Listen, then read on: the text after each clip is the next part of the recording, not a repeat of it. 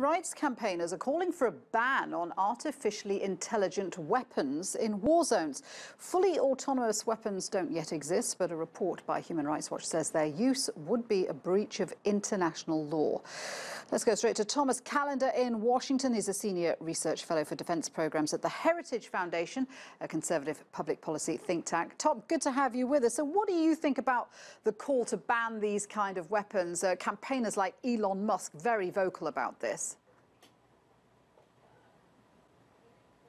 Thank you for having me on, Shuli.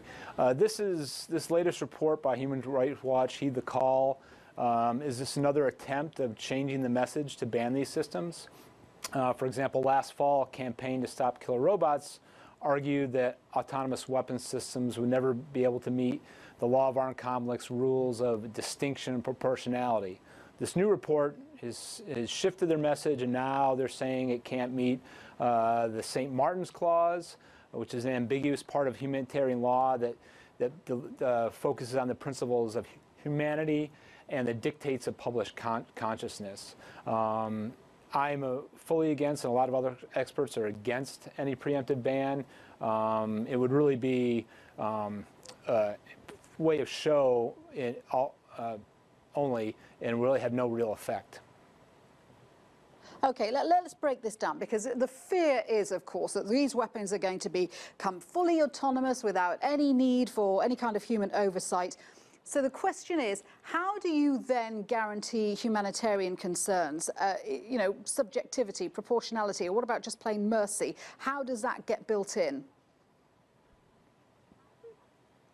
So what I argue is that the international community should actually follow the U.S.'s lead. The U.S. already has policy in how we develop and field both semi-autonomous and autonomous weapon systems to ensure that they're ethical.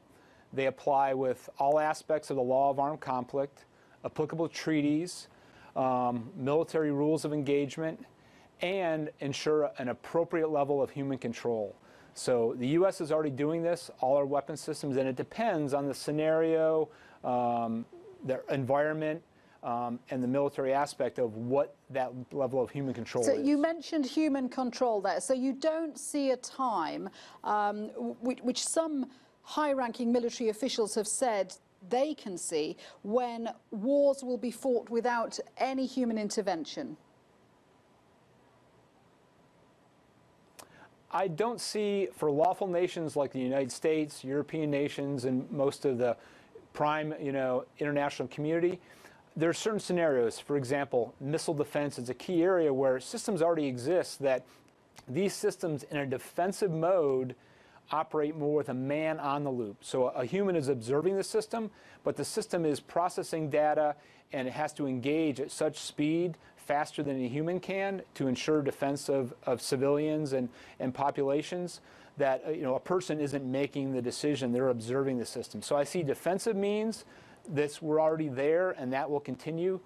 I think offensive, selecting targets and ensuring. Sorry, I just want to get this last question in, because we are running out of time, and I just wanted to ask you about the threat of hacking. I mean, cyber attacks are a big issue, as we've seen, and the more advanced something becomes technologically, doesn't it become more vulnerable to hacking?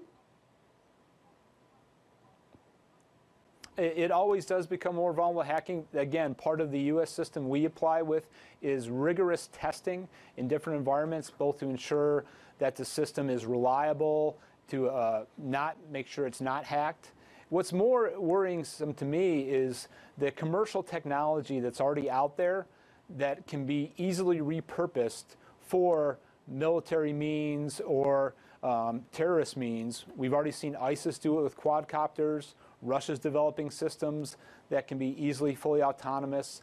So countries are already doing this, and the technology already exists. Yeah, it's interesting stuff. Tom, thank you very much indeed for joining us. Good to get your thoughts there. Tom Callender there.